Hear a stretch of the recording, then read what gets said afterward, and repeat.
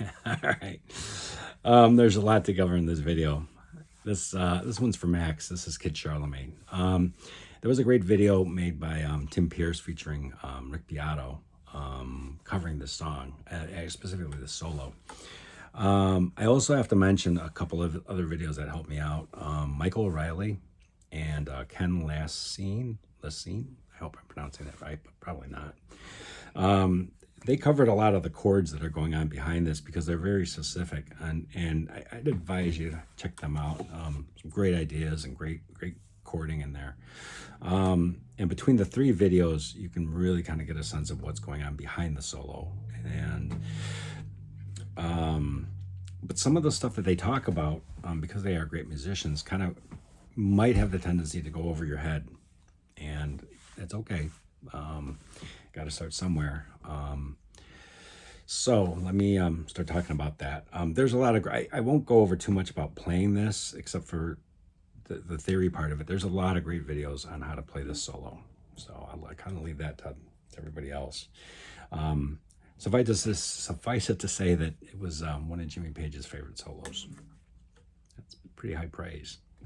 Anyways, they're talking a lot about seconds or ninths and 13ths and different numbers like that. And you might be asking yourself, what the heck are they talking about?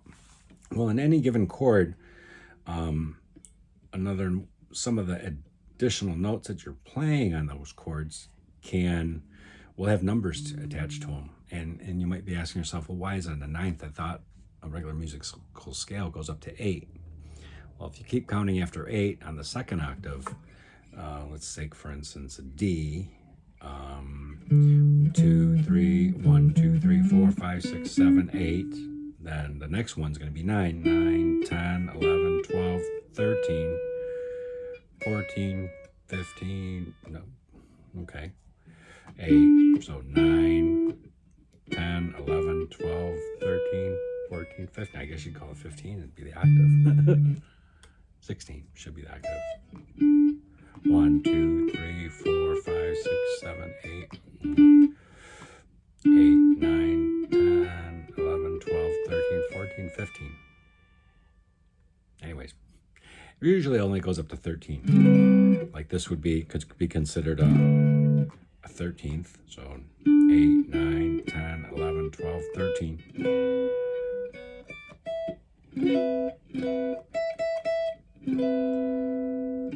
So that's where some of it comes for.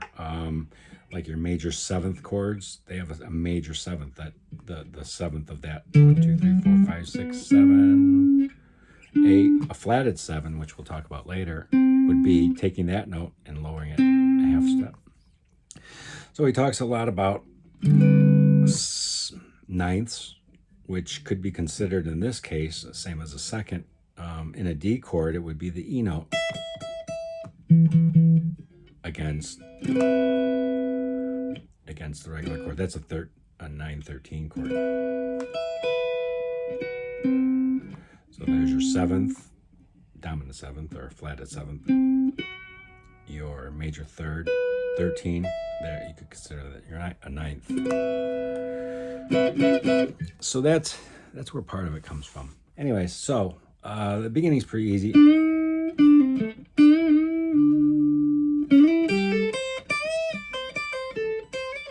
I was always taught that this little section of if this is the A minor pentatonic, little blue note in there, that going up here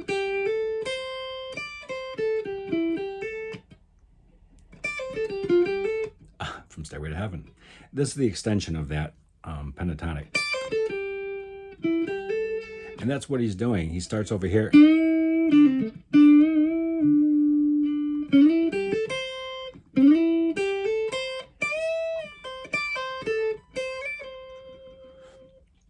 And those chords behind that are D minor, D minor 7, I guess,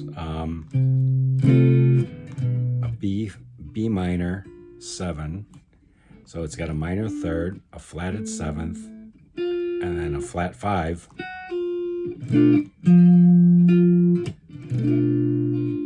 This happens to be on the 6th fret.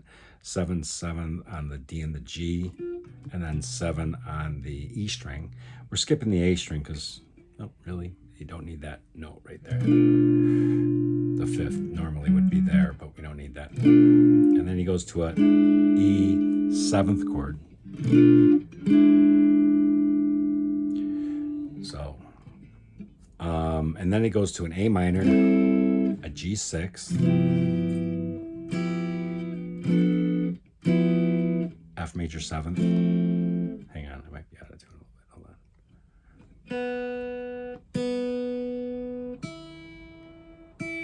Sorry.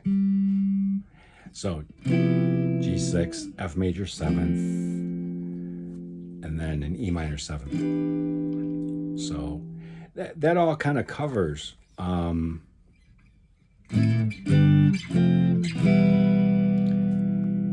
what's going on. Now, as I said in the Tim Pierce video, the cool part is where it comes up to here, and this might require some explanation. Now,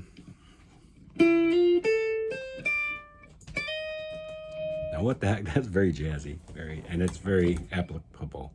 So, the chords behind this section, it starts with the first slide, and you're going to see a lot of this in here. A lot of half bend slides, and Tim Pierce mentions in the video he loves that part of it, and it's very jazz.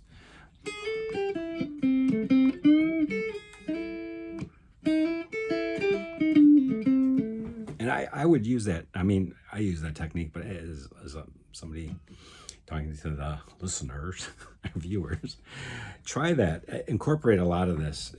Doing the solo at speed, you're gonna do it a bunch, and it'll start coming second nature. Sorry, but it starts off over here. Now, what is that to the way I'm looking at it? A D minor scale, or even whether it be a Dorian, a natural minor, or whatever.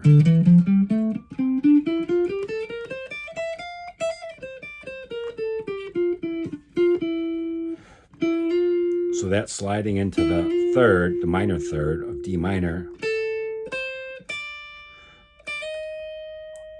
Now, this is where it gets interesting, because the first slide, who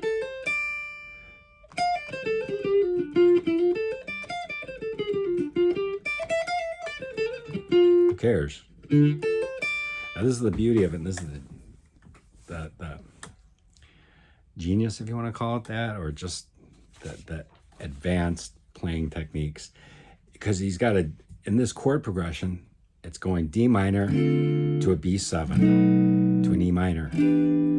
So, and now he's going to go up a half step, because he's not going to be in for B7. If you play the chord up here,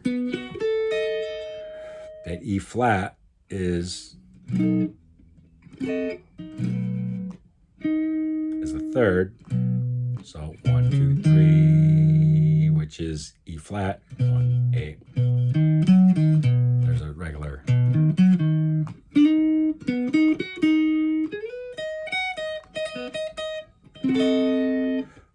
Sorry. There's your 7th. So, and that keys you in the fact that the chords behind the song or this have changed. So he's adapting. Now he's in E minor. He's calling that a second.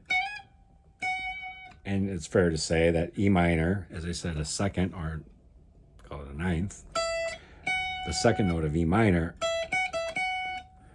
And the beauty of it is that it's really, there's the chord, there's the second note, and there's the third, minor third.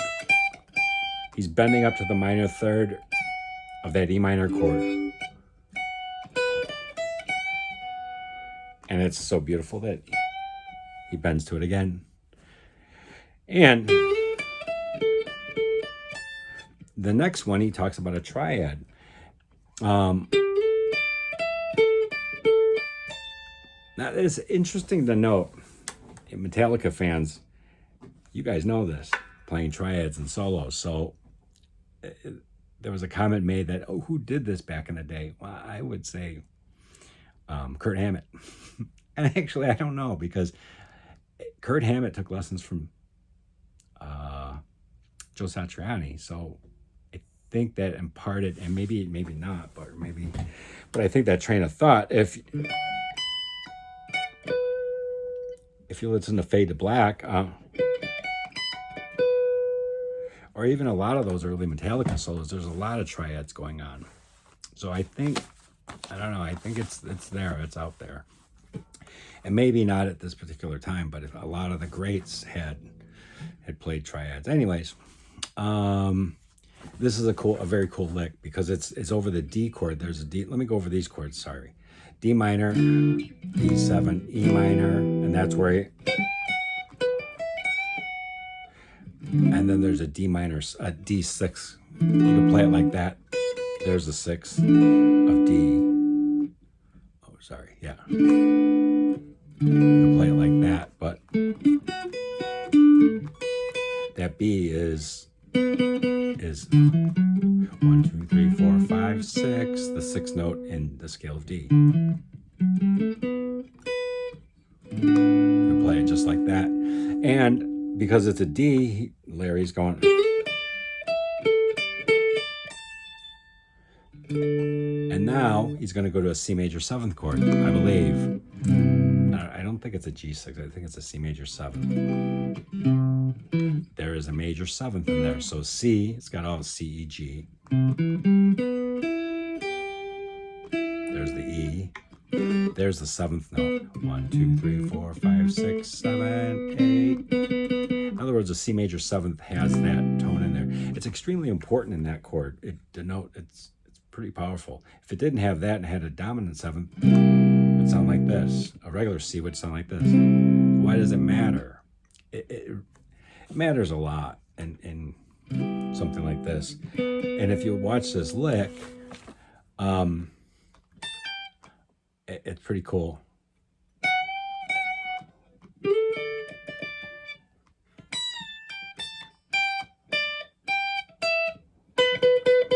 He lands on that major 7th tone, which is the B. Now you could argue that this is part of G major pentatonic.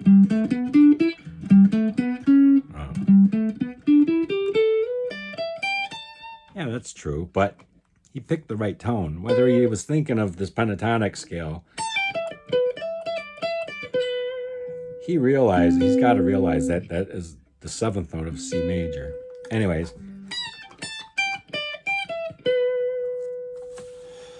where does he go after that? Let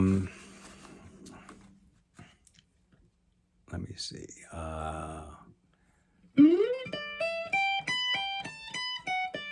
This is another really good example. He plays, there's an E minor chord, or E minor 11th. I think it was in one of the other videos, an E minor 11th chord. So what's an 11? If this is 9, 10, 11, 1, 2, 3, 4, 5, 6, 7, 8, 9, 10, 11, that would be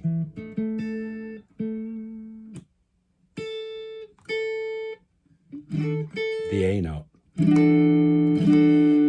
So E minor 11th, which is an A. So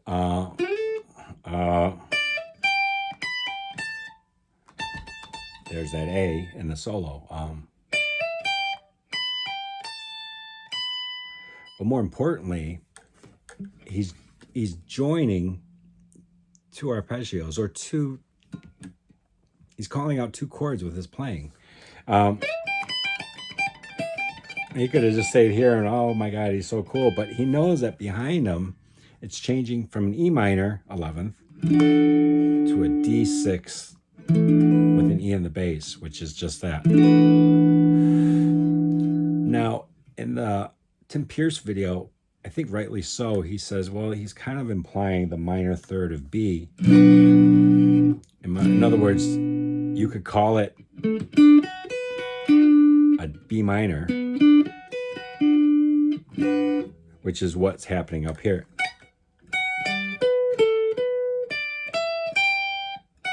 So,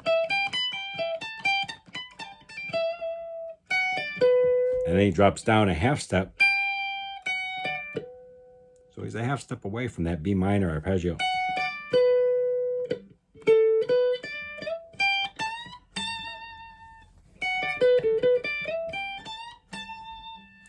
Now, it's interesting that for solo-wise, we're up here on the A, on the 17th fret. He started all the way down here.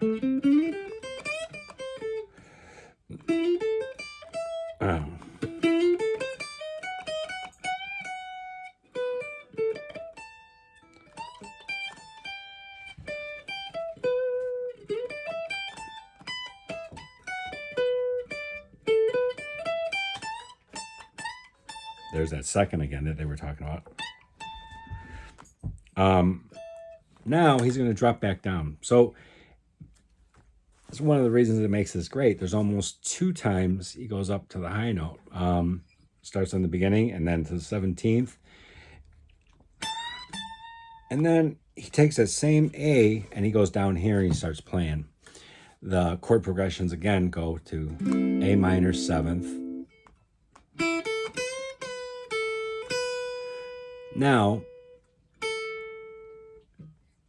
G, F is the, he could have stayed in A minor. He could have stayed in A minor. Sorry, my battery's dying.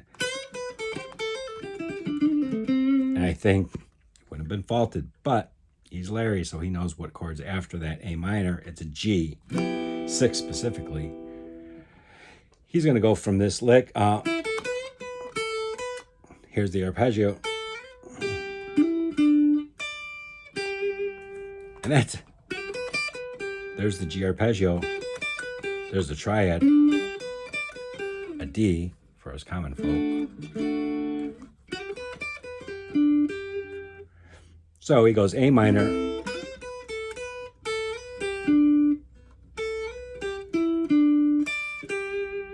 It's beautiful. He just called out the G arpeggio.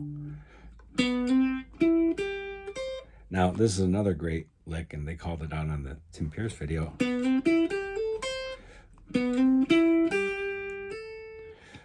He slides, once again, he slides into the 10th fret of the D string, and here's a C chord. This is kind of important.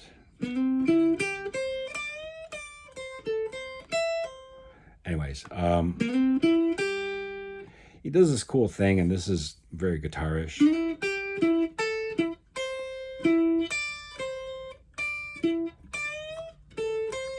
It's a pedal tone off of the E. Once again, if you think of this F chord, that E really represents the major 7th of F, which the chord he's on. He's pedaling, if you will, off of this. But if you'll notice, the lick really starts on the 10th fret and goes to the 9th. All those notes are included, which is the C. Now, the next chord is a B flat 9 13, and that was what I played right here. Here's the 9th, and there's the 13th of B flat. There's the dominant 7th.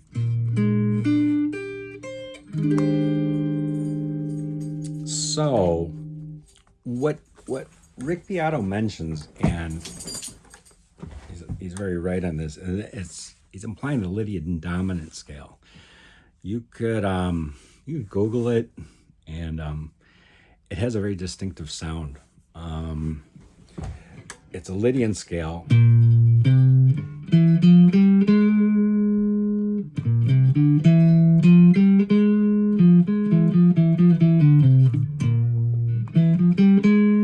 It's got a sharp 4.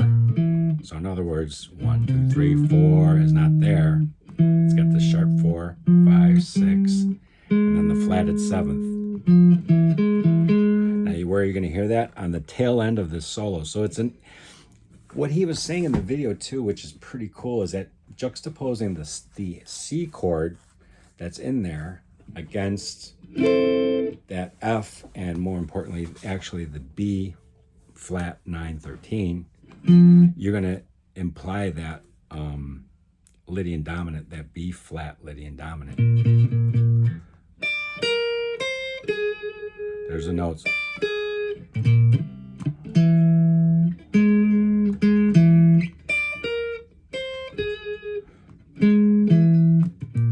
that's an E note that we're looking for, and an A flat. There's the A flat.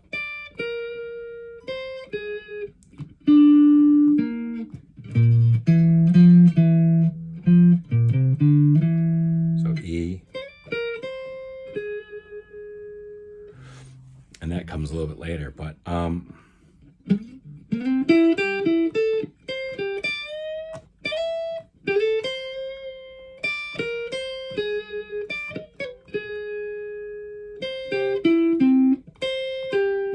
there's the E. And this is the beauty of it. This is a very jazz technique. He comes to that C, and then chromatically, or one note after another, walks it down to the B flat, the home bass, if you will.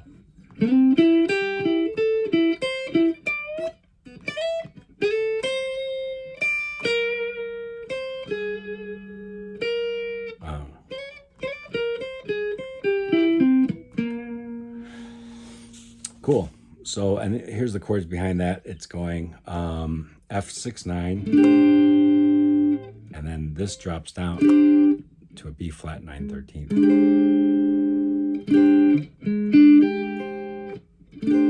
So F6/9.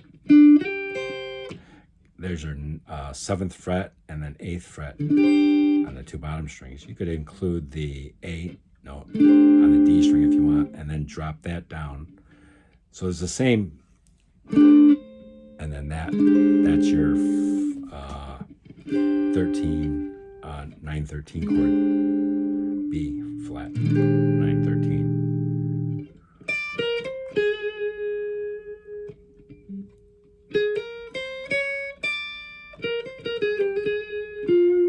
Anyways, so that's what he's talking about there. That here's a Lydian dominant scale: root, 2nd, 3rd, and then the sharp 4, 5, 6, and the flatted 7th.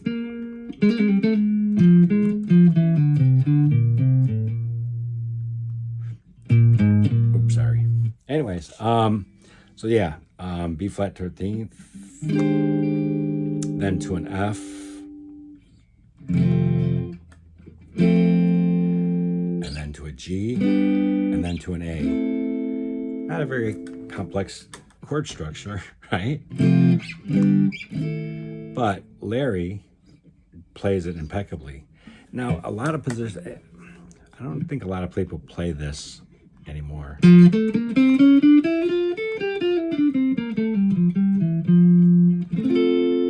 If I'm playing an F scale, re, mi, fa, sol, I'm going to play it over here sometime.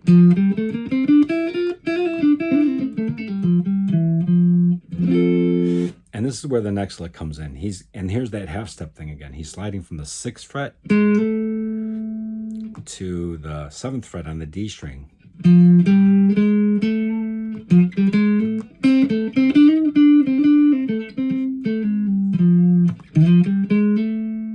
But he's not doing that. He's not starting on the F. He's starting on the 3rd. And he's sliding into it.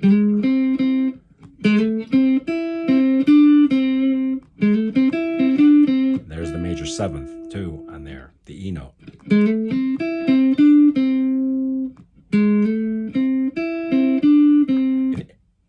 And for it to sound right, it's got to be a slide right there. And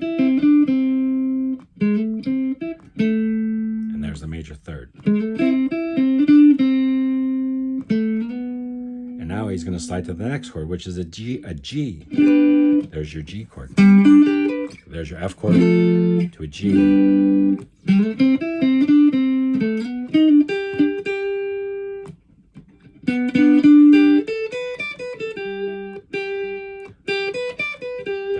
arpeggio. There's a G chord. Oh.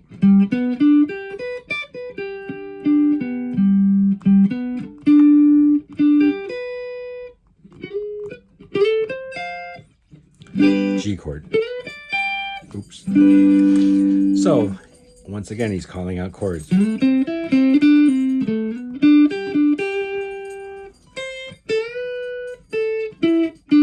There's the next one, an A minor.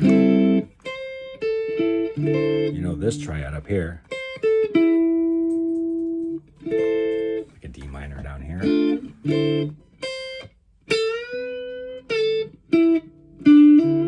I love that part. So there's your A minor chord. Those are triads that are called out in a solo. You got an F triad, G, and A minor.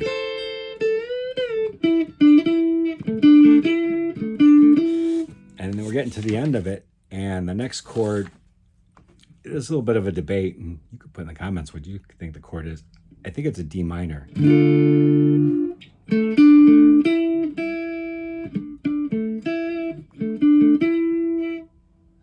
And a G sliding down to an F, and I'm pretty sure that's right. G6 down to F. I think it's an F6. And Tim Pierce, I think, said it's the best parts of both chords, because that's a D, and there's an E. I personally think it's a setup, a nice pause between this cool run at the end, the pied de resistance. You got two chords, an E minor and F major 7th. That may be debatable, but I think that's what Rick was playing behind Tim when he was playing this section. E minor, F major 7th. I don't think there's anybody playing jamming chords back here. It's really just, to me, it sounds like the keyboards and the bass player.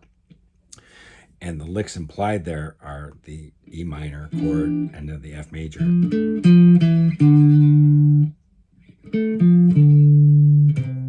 So it starts off with an E minor pentatonic.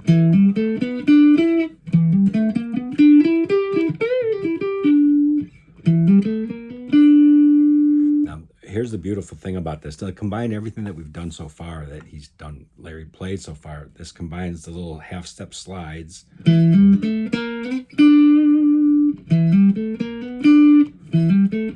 There's a half-step slide. I think it's in there to the minor, to the 7th fret of the G, the 7th note. And now, here's the next arpeggio. You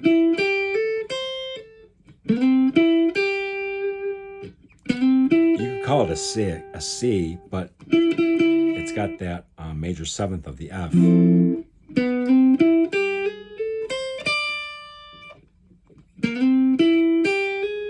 then another half-step walk up. There's the other one.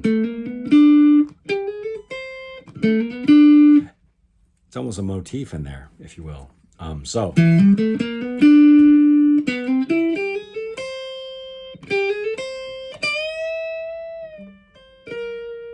And then the coolest ending note ever. This is just kills me. Is that B flat note, which is the 7th of the C chord. It's too cool. This really just, it's a mastery of a solo.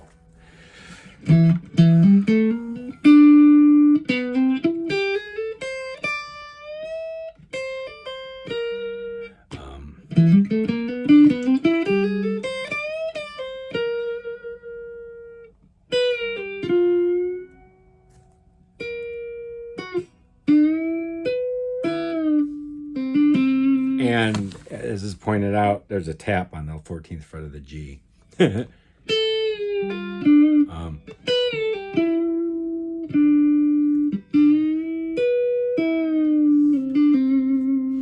So I hope this helps. There's other videos, and I would recommend, if you're starting out, is pay attention to your arpeggios, because that's really how you can fit your solos into what's going on around you. You've seen how he plays the F and then the G and then the A minor.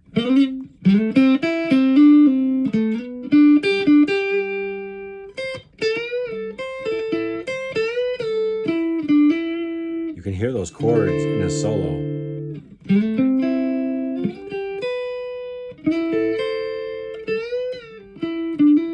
Nothing fancy about it, but man, it just makes notes that just so fit with what's going on.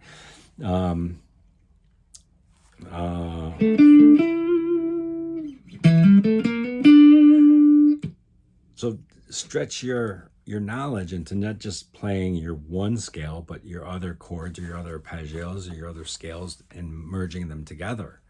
And then you'll end up with